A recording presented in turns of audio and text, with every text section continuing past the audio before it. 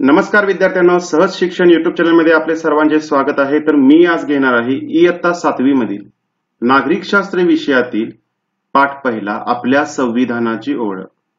तर पाठाच्या नावामध्ये दिलेले आहे आपल्या संविधानाची ओळख। यातील आपला हा शब्द ही खूप महत्त्वाचा आहे, कारण की संविधान फक्त कोणत्या देशाचे नाही, तर ज्या देशामध्ये आपण राहतो ते आपण भारताचे नागरिक आहोत आणि हे आपलेच संविधान आहे।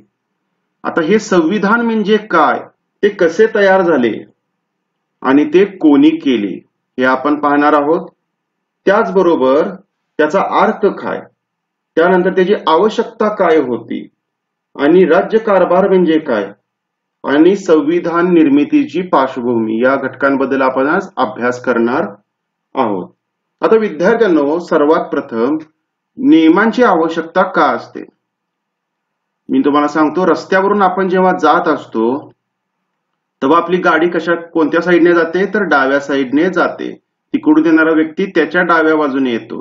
समजा नियमच नसतील तर ह्या गाड्या एकमेकांना धडकून सगळा गोंधळ निर्माण होईल आणि एका चांगला सुशिक्षित समाज म्हणजे सर्व नियम तयार असतात।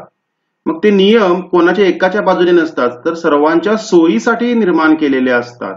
याच पद्धतीने देशाच्या ज्या घटना असतात, जे कारभार असतात, ज्या गोष्टी असतात, त्याचबरोबर ज्या ज्या काही कायदेशीर बाबी असतात, यांसाठी नियम बनवले गेले।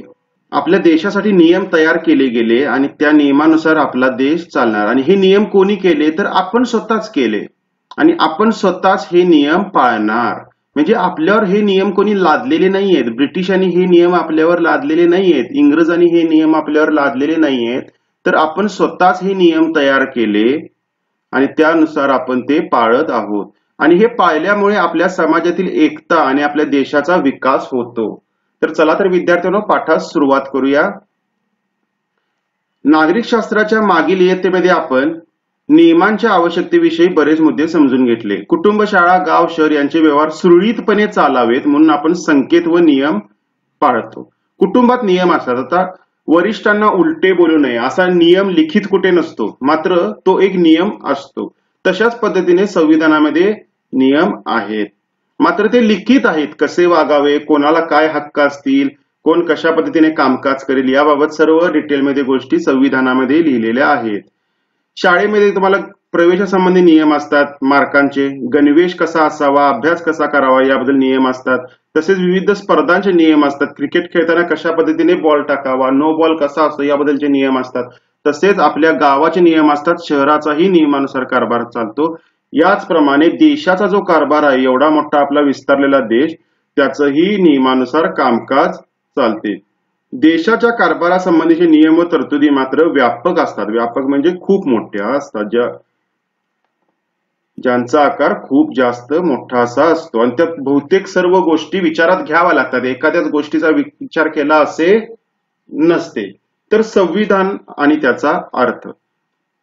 तर संविधान कसे आहे, संविधान काय आहे आणि संविधान कोणी तयार केले आणि संविधान कोणासाठी तयार केले। तर संविधानाचा अर्थ, देशाच्या कारभारांसंबंधी तरतुदी एकत्रितपणे व सुसूत्रपणे ज्या ग्रंथात नमूद केलेल्या असतात त्याला संविधान असे म्हणतात। म्हणजे काय, देशाच्या कारभारासंबंधी, देशाचा कारभार म्हणजे काय, त्यात विविध गोष्टी आल्या, व्यापक गोष्टी आल्या। त्यात संरक्षणापासून आतले अंतर्गत नियम, त्यातील अर्थव्यवस्था कशी चालणार, त्याचे सामाजिक नियम कसे चालणार, आरोग्य व्यवस्था कशी असणार, त्याचे सत्ताधारी कसे असणार, ते कसे निवडून येणार, त्याचबरोबर प्रशासनिक लोक कसे असणार, ते कसे कामकाज करणार, या सर्व गोष्टी डिटेलमध्ये संविधानामध्ये लिहिलेल्या असतात आणि यालाच संविधान असे म्हणतात। तर राज्यकारभाराविषयीच्या तरतुदीचा लिखित असा दस्तऐवज तो असतो। म्हणजे राज्यकारभार कसा करावा याबद्दल लिहून ठेवलेला आहे। मग आता ह्या लिहून ठेवले त्यानुसारच सर्व गोष्टी होतात। त्यामध्ये सत्ताधारी कोण असणार, निवडणुका कशा पद्धतीने होणार, न्याय व्यवस्था कशी असणार, त्याचबरोबर प्रशासन कसे असणार, त्यामध्ये असणाऱ्या नागरिकांचे हक्क कोणकोणते आहेत, त्यांची कर्तव्ये कोणकोणती आहेत, या सर्व गोष्टी यामध्ये समाविष्ट केलेल्या असतात। आपल्या प्रतिनिधींमधून शासन किंवा सरकार स्थापन केले जाते। मग या संविधानाची गरज का निर्माण झाली, समजा संविधान नसलं आणि एखादं लोक सत्तेवर आले, काही राज्यकर्ते सत्तेवर आले आणि त्यांनी जबरदस्तीनं लोकांवर जुलूम करायला सुरुवात केली, तर ती लोक न्याय कुठे मागणार? एखादी पोलीस व्यवस्था आली आणि तुम्हाला उचलून नेलं तर तुम्ही न्याय कोठे मागणार, हा प्रश्न निर्माण होतो. तर त्याचे उत्तर संविधानात आहे की बिना कोणत्या कारणाशिवाय तुम्हाला अटक केली जाऊ शकत नाही, तुमच्यावर खटला चालवला जाऊ शकत नाही. म्हणजे बिना कारणाचा तुम्हाला कोण त्रास देणार नाही हे संविधानामध्येच सांगितलंय. म्हणजे संविधान आपल्यासारख्या सामान्य लोकांचे राज्यकर्त्यांपासून संरक्षण करते. संविधान काय करते? सामान्य लोकांचे राज्यकर्त्यांच्या जुलमी राजवटीपासून संरक्षण करते. असे हे संविधानाचे एक मूलभूत असे उद्दिष्ट आहे. संविधानातील तरतुदी आणि त्यात नमूद केलेला कायदा मूलभूत असतो. म्हणजे मूलभूत म्हणजे काय? सर्वात प्रमुख आणि प्राथमिक असतो, त्याच्यावरच आधारित इतर गोष्टी ठरतात. संविधानाला जर ते योग्य असेल, आता एखादा समजा सत्तेवर आलं, लोकसभेमध्ये विविध कायदे पास होत असतात आणि त्या कायद्यांची अंमलबजावणी केली जाते. मग ते कायदे संविधानाला धरून आहेत का? संविधानात सांगितले सर्व लोक समान आहेत, पण लोकसभेने एखादा कायदा केला आणि एका विशिष्ट धर्माला किंवा जातीला प्राधान्य द्यायचं ठरवलं, तर मग काय घडेल? तर इतर लोक न्यायालयात जातील आणि सांगतील की हा जो कायदा केलेला आहे तो संविधानाच्या विरोधात आहे. संविधानात सांगितलं की सर्व लोक समान आहेत, पण या कायद्यानुसार सर्व लोक समान नाहीत असे दिसत आहे. मग न्यायालय आदेश देणार की सदर केलेला कायदा चुकीचा आहे आणि मग तो रद्द होणार. अशा पद्धतीने संविधानास विसंगत ठरतील असे कायदे शासनाला करता येत नाहीत. असे केल्यास कायदे मंडळ आणि न्यायमंडळ ते रद्द ठरवते. म्हणजे न्यायालयाचा उपयोग बघा. समजा तुम्हाला चुकीच्या गोष्टीवरून अटक झाली, तुम्हाला उचलून पोलिसांनी नेले, तुम्ही न्यायालयात गेला, न्यायालयाने जर सांगितले ह्याला चुकीच्या पद्धतीने अटक झाली आहे तर तुम्हाला पोलीस सोडणार. आणि असेच कायद्याच्या बाबतीत असते. एखादा कायदा जर पास केला मंत्री लोकांनी आणि तो कायदा जर चुकीचा असला, अन्यायकारी असला, गोरगरिबांना फटके मारा म्हणून असा जर कायदा केला, एक उदाहरण म्हणून सांगतो तुम्हाला, तर असा कायदा न्यायालयात टिकणार का? न्यायालय सांगणार हा कायदा चुकीचा आहे, कोणत्या गोष्टीवर तुम्ही असा अन्याय करणार? मग न्यायालयाने सांगताच तो कायदा रद्द ठरवला जातो, त्याची अंमलबजावणी होऊ शकत नाही. इतकी मूलभूत अशी न्यायालयाची व्यवस्था आहे आणि न्यायालय त्यासाठीच महत्वाचे आहे. आणि ह्या न्यायालयांवर कोणाचे कंट्रोल असते? तर न्यायाधीश जे असतात त्यांच्यावर कोणाचेही कंट्रोल नसते. म्हणजे मंत्री लोक सांगतील म्हणून न्यायाधीश निर्णय देतील असे होत नाही. न्यायाधीश लोक सर्व गोष्टींचा सारासार विचार करतात, समोरच्याला न्याय देतात. तर पुढचा जो मुद्दा आहे ते म्हणजे संविधानातील तरतुदी. तरतुदी म्हणजे विविध गोष्टी ज्या त्यात समाविष्ट केलेल्या आहेत. कोणकोणत्या गोष्टींचा संविधानामध्ये समावेश केलेला आहे ते संविधान तरतुदीमध्ये येते. संविधानामध्ये कोणकोणत्या तरतुदी आहेत? अनेक विविध बाबींविषयी असतात. उदाहरणार्थ नागरिकत्व. संविधानामध्ये लिहिले कोण व्यक्ती भारताचा नागरिक असेल, मग त्याचे नियम आहेत. तो भारतात 1947 नंतर वास्तव्यास असला पाहिजे, तो भारतात जन्म घेतला असला पाहिजे, त्याचे आई किंवा वडील दोघांपैकी एक भारतीय असले पाहिजेत, असे ते नियम आहेत. त्याचबरोबर नागरिकांचे हक्क म्हणजे तुम्हाला बिना कायद्याचे उल्लंघन केल्याशिवाय अटक होत नाही. त्याचबरोबर तुम्हाला नोकरीमध्ये दुय्यम लेखले जात नाही, तुमचा भेदभाव केला जात नाही, हे तुमचे हक्क आहेत. तुमच्यावर अन्याय होणार नाही असे तुमचे हक्क आहेत. तसेच नागरिक व शासन संस्था यांच्यातील संबंध म्हणजे तुमच्यातूनच तुम्ही सत्ताधारी निवडणार, हा शासनाचा संबंध आहे आणि नागरिक हेच मूळ आहे असा तो संबंध आहे. शासनाने करावयाच्या कायद्याचे विषय, मग शासनाने कोणकोणत्या गोष्टीबाबत कायदे करू शकतात हे सर्व संविधानात लिहिले आणि ते कशा पद्धतीने करावे, त्याला किती लोकांची मंजुरी हवी, लोकसभेमध्ये किती खासदारांनी त्याला मान्यता देणे आवश्यक आहे, हे सर्व संविधानामध्ये लिहिले गेलेलं आहे. त्याचबरोबर निवडणुका कशा घ्याव्या, कोणत्या पदाची निवडणुका कोणत्या पद्धतीने घ्याव्या, राष्ट्रपतीची निवडणूक कशा पद्धतीने व्हावी, पंतप्रधानाची निवडणूक कशा पद्धतीने व्हावी, हे सर्व संविधानामध्ये लिहिलेलं आहे. त्याचबरोबर राज्यातील आमदार यांच्याही निवडणुका कशा घ्याव्या, त्यावर मंत्रिमंडळ कसे स्थापन करावे, याबद्दल सर्व गोष्टी लिहून ठेवलेल्या आहेत. त्याचबरोबर शासनावरील मर्यादा आणि राज्याचे अधिकार क्षेत्र याबद्दलही लिहिले. म्हणजे शासन कोणावरही निर्बंध बंधन घालू शकत नाही, म्हणजे कसे वाटेल तशी मर्यादा लोकांवरती घालू शकत नाही, हेही संविधानात लिहिलेलं आहे. म्हणजे संविधान हे आपल्यासारख्या सामान्य लोकांचे बचाव करण्यासाठी आहे. संविधानानुसार राज्यकारभार करण्याचे तत्व बहुतेक सर्वच देशांनी स्वीकारलेले आहे. बघा, जेव्हा दुसरे महायुद्ध झाले 1940च्या नंतर, जेव्हा दुसरे महायुद्ध चालले त्या दरम्यान लोकशाहीची लाट आली. म्हणजे त्याआधी हुकुमशाही राजेशाही थोड्याफार प्रमाणात चालत होती. नंतर समजले की सर्व लोकांना न्याय मिळाला पाहिजे, सर्वांना समान संधी असणार, आणि प्रत्येक देशात त्यानंतर लोकशाही यायला लागली. मग लोकशाहीचे ठळक वैशिष्ट्य म्हणजे काय? त्या देशाचा लिखित नियम असतो आणि त्या लिखित नियमानुसार कारभार चालतो. त्या देशाचे संविधान असते. मग प्रत्येक देशाचे संविधान स्वरूप वेगवेगळे आहे. आता ब्रिटिशांचे, इंग्लंडचे संविधानाचे स्वरूप वेगवेगळे आहे. कारण की ब्रिटनमध्ये काय आहे, ब्रिटनमध्ये म्हणजेच इंग्लंड, विद्यार्थ्यांनो तुम्ही कन्फ्युज होऊ नका. तर ब्रिटनमध्ये कसं आहे, तर राणी जी आहे ब्रिटनची, ही तिथं आपल्या इथं जसं राष्ट्रपती आहे तसं तिथं राणी आहे, एवढं लक्षात ठेवा. आणि ही राणी वंश परंपरेने आहे. आपल्या इथं राष्ट्रपतीच्या निवडणुका होतात, मात्र ब्रिटनमध्ये राणी ही वंश परंपरेने आहे. त्याचबरोबर अमेरिकेमध्ये वेगळ्या पद्धतीने आहे. तिथं राष्ट्राध्यक्ष असतो, आपल्या इथं पंतप्रधान असतो तसं तिथं राष्ट्राध्यक्ष असतो आणि त्याला पूर्ण देशातून निवडून यावे लागते. आपल्या इथं कसं पूर्ण जे खासदार निवडून येतात त्यांच्यातला एक प्रमुख जो असतो तो पंतप्रधान बनतो, तर तसं नाहीये. तिथं त्या व्यक्तीला सर्व ठिकाणाहून निवडून यावे लागते. त्याचप्रमाणे राष्ट्रांच्या गरजा आणि उद्दिष्टेही भिन्न असू शकतात. म्हणजे प्रत्येक देशाचा इतिहास वेगळा असतो, त्याची समाज रचना वेगळी असते, त्यांची संस्कृती वेगळी असते, त्यांच्या परंपरा वेगळ्या असतात, त्यांचे राहणीमान वेगळे असते आणि देशादेशामध्ये भिन्नता असते. आणि त्या भिन्नता असल्यामुळे प्रत्येक देशाचे संविधान वेगवेगळे आहे. त्या राष्ट्राला अनुसरून त्या राष्ट्रात कायदा व सुव्यवस्था आणि शांतता राखण्याच्या दृष्टीने तेथील संविधान तयार केले गेलेले असते. आपल्या संविधानावर आपलं जे पारतंत्र्य होतं त्याचा भरपूर प्रभाव पडला. आपण पारतंत्र्यात ज्या हालापेष्टा सोसल्या त्यातून सुटका करण्यासाठी आपण संविधान चांगल्या पद्धतीने तयार केलेले आहे. अमेरिका, इंग्लंड या देशांचा राज्यकारभार संविधानानुसार चालतो, परंतु दोन्ही संविधानामध्ये फरक आहे. अमेरिका आणि इंग्लंड हे दोन्ही लोकशाही देश आहेत आणि दोन्हीकडे राज्यकारभार मात्र वेगळ्या पद्धतीने चालतो. अमेरिकेचे संविधान कधी आलं तर 1789 मध्ये अमेरिकन राज्यक्रांती झाल्यानंतर अमेरिकेचं संविधान आलं. त्यांचं संघ राज्य आहे, म्हणजे वेगवेगळे राज्य एकत्र आले, त्यांनी देश स्थापन केला आणि त्यात फक्त 7च कलमे आहेत. आणि ही कलम त्यांचे जे अमेरिकेचे आहेत यात बदल करणं खूप खूप खूप खूप खूप खूप खूप अवघड आहे.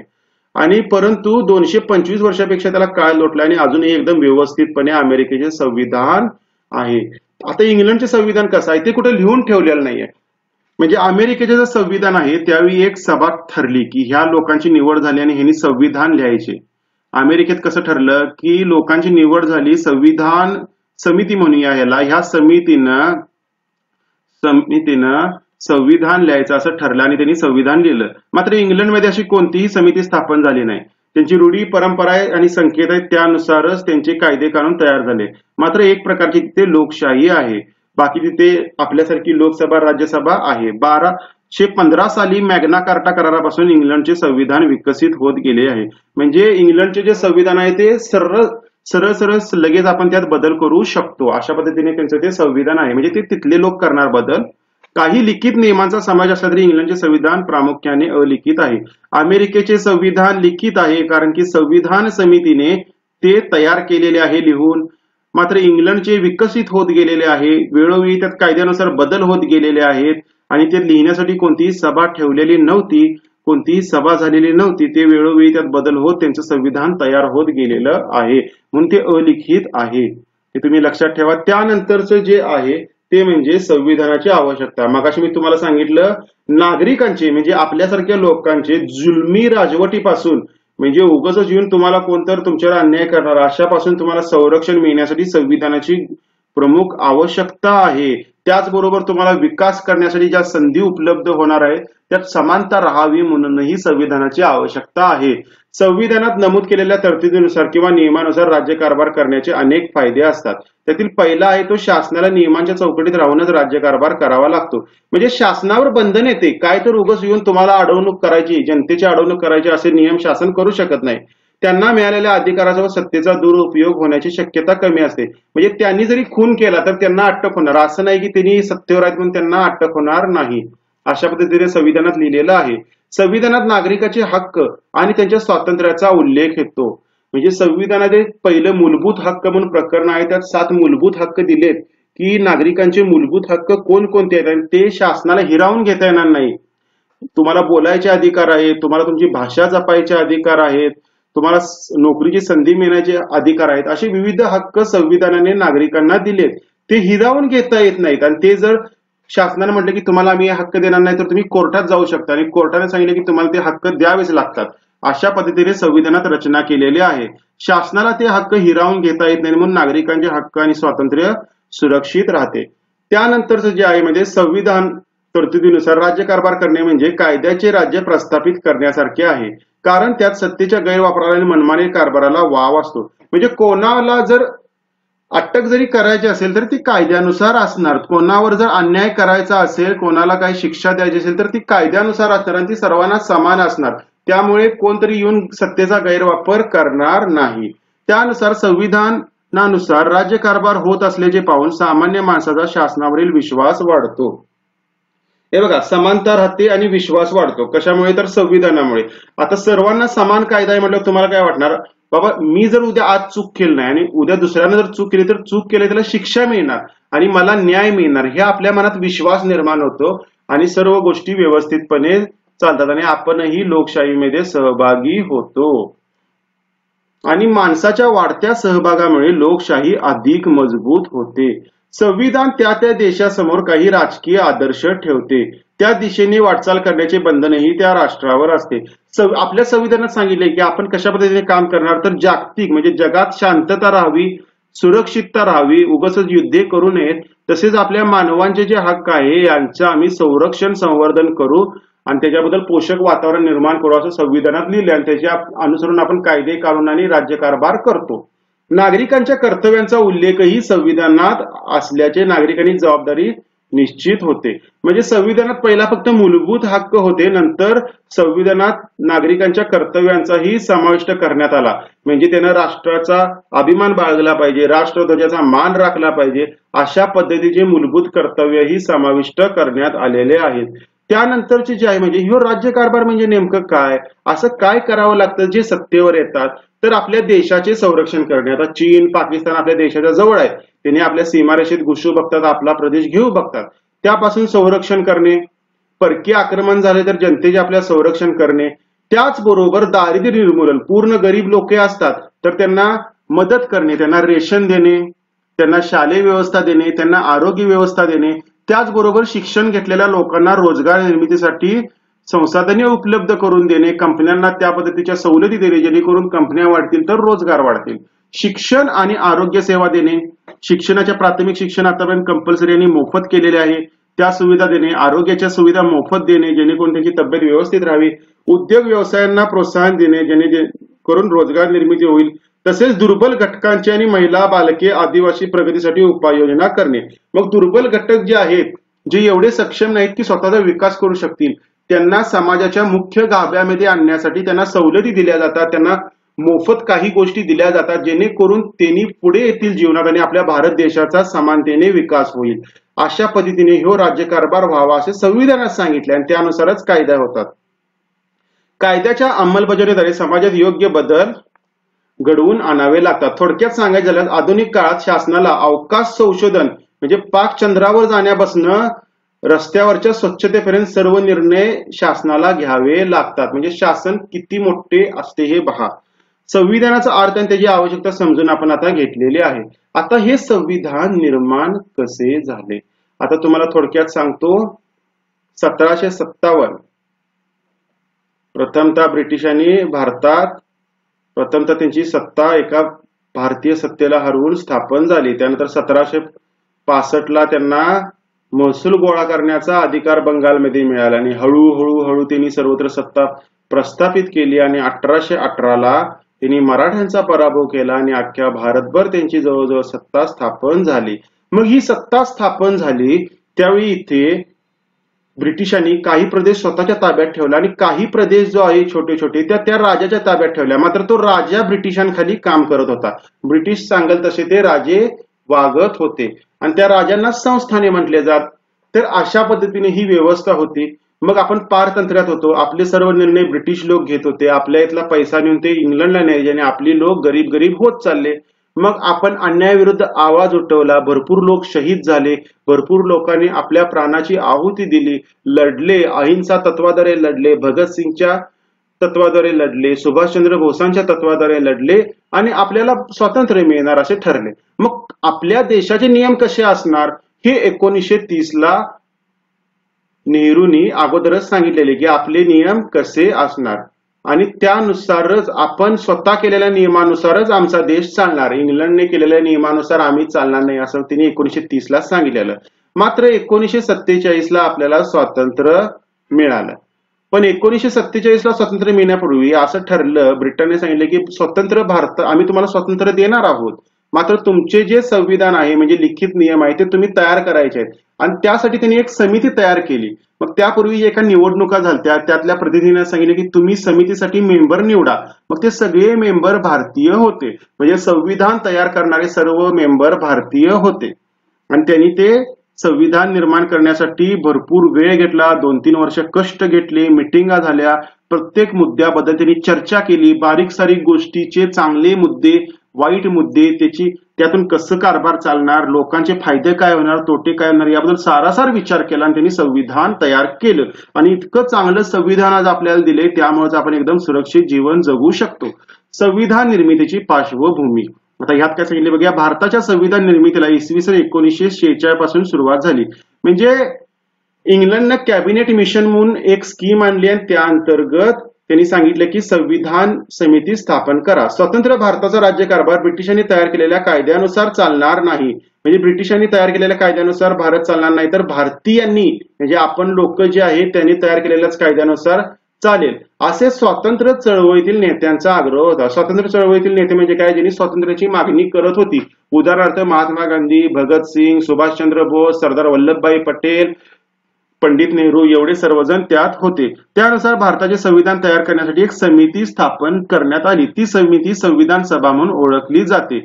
म्हणजे ही जी समिती नेमली, पूर्ण भारतातून विविध भागातून लोक आले आणि संविधान समिती नेमली. मग पहिल्यांदा भारत पाकिस्तान एक होतं, मग जवळपास 389 त्यात मेंबर होते. त्यानंतर पाकिस्तान वेगळा झाल्यावर त्यात जवळपास 299 मेंबर राहिले आणि त्यांनी वेळोवेळी सभा घेऊन त्याचे अध्यक्ष हे डॉक्टर राजेंद्र प्रसाद होते, जे सर्वानुमते त्या खुर्चीवर बसले आणि त्यांच्या अध्यक्षतेखाली आणि सर्वांच्या विचारविमर्शाखाली असंख्य कष्ट घेऊन दिवस रात्र संविधान सभेने कामकाज सुरू केले.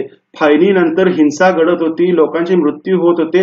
अशाही परिस्थितीने आपला देश चांगला घडावा, आपल्या देशाचे भविष्य उज्ज्वल व्हावे, आपल्या लोकांवरचा अन्याय थांबावा, आपल्याही लोकांनी जगाच्या सारखा विकास करावा आणि आपला देश जगात एक आदर्श गणला जावा म्हणून आपल्या संविधान सभेने भारतासाठी संविधान लिहिले. 15 ऑगस्ट 1947 रोजी भारत स्वतंत्र झाला. तत्पूर्वी भारतावर इंग्रजांचे राज्य होते. इंग्रज सरकारने राज्यकारभाराच्या सोयीसाठी वेगवेगळे प्रांत केलेले. आतासारखी व्यवस्था नव्हती, तर मुंबई प्रांत, बंगाल प्रांत, मद्रास प्रांत यासारखे विभाग पाडले होते. या प्रांतांमधील कारभार तेथील लोकप्रतिनिधी मार्फत चालवला जात असे, म्हणजे तिथे निवडून आलेल्या लोकांमार्फत चालते, पण त्यांना पूर्ण अधिकार नव्हता या लोकप्रतिनिधीला. ब्रिटन काय ठरवल, इंग्लंडमध्ये काय ठरवल तेच सगळीकडे घडत होतं. त्याचबरोबर देशातील काही भागांचा कारभार तेथील स्थानिक राजे पाहत होते. तुम्हाला सांगितलं काही राजे तसेच होते, त्यांच्यावर फक्त इंग्लंडचं लक्ष असायचं. अशा भागांना संस्थाने म्हणत आणि त्यांचे प्रमुख संस्थानिक होते आणि हे ब्रिटिशांच्या खाली होते. संविधान सभेत प्रांत आणि संस्थानांचे प्रतिनिधी यांचा समावेश होता. मग संविधान सभेत या संस्थानांचे पण प्रतिनिधी आले. राजाने सांगितले की आमच्या इथला हा माणूस तिथे जाईल आणि आमचे काही मुद्दे असतील ते मांडेल. संविधान सभेत एकूण 299 सदस्य होते. डॉक्टर राजेंद्र प्रसाद हे संविधान सभेचे अध्यक्ष होते. आता हे संविधान सभा झाली. मग संविधान सभेमध्ये पण त्यांनी वेगवेगळ्या समित्या तयार केल्या, जेणेकरून राज्यकारभार व्यवस्थित होईल. वेगवेगळ्या गोष्टींबद्दल त्या समिती वेगळ्या बैठका घेऊन त्याबद्दल निर्णय घेईल आणि त्या सर्व निर्णय संविधान सभेमध्ये मांडल. त्यामध्ये पुन्हा संविधान सभेमध्ये चर्चा होईल आणि त्यानंतर आपले संविधान ठरेल. मग त्यातील सर्वात महत्वाची जी समिती होती ती म्हणजे मसुदा समिती. घटना समित्याच्या सर्व समित्यांमध्ये सर्वात महत्वाची समिती कोणती होती, तर मसुदा समिती होती. तिची स्थापना 29 ऑगस्ट 1947 रोजी झाली. नव्या राज्यघटनेचा मसुदा म्हणजे काय, एक तात्पुरतं लिहिलं गेलं की असं असं हे असावं, असं असं असावं आणि ती समिती तयार केली आणि त्यात 7 सदस्य होते आणि त्याचे अध्यक्ष कोण होते, तर डॉक्टर बाबासाहेब आंबेडकर हे त्याचे अध्यक्ष होते. विविध समित्यांनी दिलेल्या प्रस्तावांचा विचार करून मसुदा समितीने राज्यघटनेचा मसुदा तयार केला. म्हणजे सगळ्या समित्यांचा हे वेगवेगळ्या ज्या समित्या तयार झाल्या त्या सगळ्यांचं लिहिले गेलेलं एकत्र करायचं, त्याची योग्य पद्धतीने कायद्याला धरून मांडणी करायची, त्याचे संविधान सभेमध्ये वाचन करायचं, असं अवघड काम डॉक्टर बाबासाहेब आंबेडकर यांच्यावर होतं. आणि 1948 मध्ये पहिलं त्यांनी तो ड्राफ्ट दाखवला, मसुदा दाखवला, त्याच्यावर 8 महिने चर्चा झाली. त्यानंतर पुन्हा 1948 मध्ये तो प्रसिद्ध करण्यात आला आणि त्याच्यावर 6 महिन्यापेक्षा कमी कालावधी घेतला गेला आणि पुन्हा त्याच्यावर चर्चा, लोकांकडनं पेपरमध्ये आपण मत मागवलं, अख्ख्या भारतामधून मत मागवलं की तुमचं या गोष्टीबद्दल काय मत आहे. असे त्याचबरोबर घटनेचे विविध जे कलम आहेत, घटनेमध्ये वेगवेगळे नियम आहेत. नियम क्रमांक 1 तर त्यांना नियम म्हटलेला नाही तर कलम म्हटले. कलम नंबर 1 विविध घटनेच्या विविध कलमांच्या तपशीलवार चर्चेला वेळोवेळी सभासदांकडून विचारल्या गेलेल्या शंकेला उत्तर द्यायचं आणि त्यांनी सांगितलेल्या दुरुस्त्या त्यात समाविष्ट करून द्यायचं आणि मसुद्यातील मजकुराची सूक्ष्म तपासणी करून तो बिनचूक करण्याचे अवघड कार्य बाबासाहेब आंबेडकर यांनी पार पाडले, म्हणून त्यांना भारतीय घटनेचे शिल्पकार म्हटले गेले. आता भारतीय घटनेचे शिल्पकार डॉक्टर बाबासाहेब आंबेडकरांनी का म्हटले गेले तर या ठिकाणी काय सांगितले बघूया. डॉक्टर बाबासाहेब आंबेडकर हे मसुदा समितीचे अध्यक्ष होते. मी तुम्हाला सांगितलं वेगवेगळ्या समिती होत्या आणि वेगवेगळ्या समितीचे रिपोर्ट एकत्र करून त्याबद्दल चर्चा घडवून आणून योग्य कायदेशीर बाबीने ते लिहून सादर करण्याचे अवघड काम डॉक्टर बाबासाहेब आंबेडकर यांच्याकडे होते. त्यांच्या विविध देशांच्या संविधानाचा गाढा अभ्यास होता. बाबासाहेब आंबेडकरांनी काय केलेलं, त्यावेळी जे विविध देश होते जगात त्या सर्व शेकडो देशांचे संविधान त्यांनी अभ्यासले आणि त्यातून चांगल्या चांगल्या गोष्टी त्यांनी उचलल्या. त्यांनी अहोरात्र अभ्यास आणि चिंतन करून संविधानाचा मसुदा तयार केला. म्हणजे कच्चा असं लेखन त्यांनी तयार केलं की असं भारत देशाचे असं, भारताची परिस्थिती अशी आहे, मग आपण चांगले चांगले मुद्दे या देशाकडून घेऊ शकतो. डॉक्टर बाबासाहेब आंबेडकरांनी तयार केलेला संविधानाचा मसुदा संविधान सभेपुढे मांडण्यात आला. आता संविधान सभेपुढे मांडल्यावर काही लगेच सर्वजण स्वीकारणार नाहीत, तर काही काही जण त्यात दुरुस्त सांगणार की हे असं नको, आपल्या इथं अशी परिस्थिती आहे. त्यानंतर प्रश्न विचारणार काय काय जण, तुम्ही असंच का लिहिलंय, मग तुम्हाला ह्यांना डावलायचं आहे का, ह्यांना त्रास द्यायचा आहे का. मग त्याबद्दल त्या सूचना, त्यात मूळ फेरबदल केले गेले आणि अशा पद्धतीने ते निर्दोष करण्यात आले आणि बाबासाहेब आंबेडकरांनी ते केले. आणि भारताच्या संविधान निर्मितीतील त्यांच्या या योगदानामुळे भारताचे संविधानाचे शिल्पकार असे त्यांना म्हटले जाते. संपूर्ण संविधान लिहून पूर्ण झाल्यानंतर संविधान सभेने त्यास मान्यता दिली. म्हणजे बघा, आपण संविधान सभा स्थापन केली अख्ख्या भारतामधून लोक आणून आणि म्हणजे आपल्याच लोकांनी ते तयार केली, आपल्याच लोकांनी मान्यता दिली आणि आपल्या लोकांना पाळण्यासाठी दिली. त्याचा स्वीकार म्हणजे विविध जाती, धर्माचे, पंथाचे, संस्कृतीचे विविध भागातले सर्व लोक त्यामध्ये होते. त्याचा स्वीकार 26 नोव्हेंबर 1949 रोजी झाला. म्हणजे संविधानाचा स्वीकार 26 नोव्हेंबर 1949 रोजी झाला आणि तोच दिवस संविधान दिन म्हणून साजरा केला. आणि 26 जानेवारी 1950 पासून संविधानातील कायद्यानुसार आपले कामकाज सुरू झाले. मग हा दिवस का ठरवला, स्वीकार ह्या दिवशी झाला, पण ठरवला हा का, तर 26 जानेवारी 1930 म्हणजे जेव्हा भारत पारतंत्र्यात होता तेव्हा नेहरूंनी सांगितलेलं की काँग्रेसच्या अधिवेशनात संपूर्ण स्वातंत्र्य आपल्याला मिळालेलं आहे, असंच आपण वागलं पाहिजे, म्हणून संपूर्ण स्वातंत्र्याचा ठराव त्या दिवशी पार झाला. मग त्या दिवसाचं औचित्य साधून त्या दिवसाचे स्मरण करून आपण तोच दिवस ठरवला की आपण 26 जानेवारीलाच पुन्हा आपले संविधान लोकांना द्यायचे आणि आपले प्रजासत्ताक राज्य म्हणजे प्रजेचे राज्य स्थापन करायचे. तर या ठिकाणी सांगितले संविधान सभेत चर्चा, विचारविनिमय याच्या आधारे निर्णय घेण्यात आले. विरोधी मतांचाही आदर करण्यात आला, त्यांच्या सूचनांचे पालन करण्यात आले. संविधान लिहून पूर्ण करण्यास 2 वर्ष 11 महिने 17 दिवस इतका कालावधी लागला. म्हणजे बघा, जवळजवळ 3 वर्ष सर्वजण अविरत कष्ट घेत होते.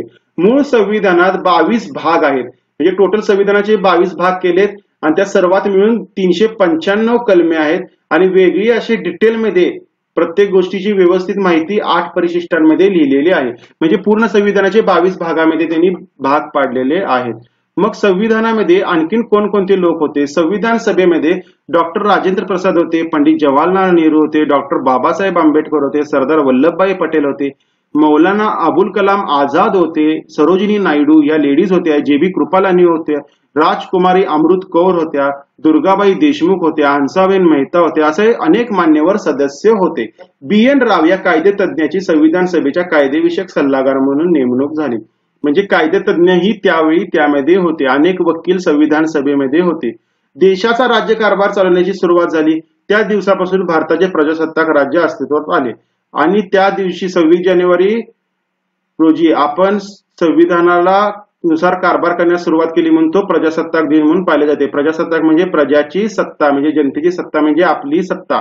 तर विद्यार्थ्यांनो, अशा पद्धतीने हा पाठ संपलेला आहे. तुमच्या काही शंका असतील तर नक्कीच कमेंट बॉक्समध्ये टाका. व्हिडिओला लाईक केलं नसेल तर लाईक करायला विसरू नका. विद्यार्थ्यांनो, व्हिडिओ पाहिल्याबद्दल धन्यवाद.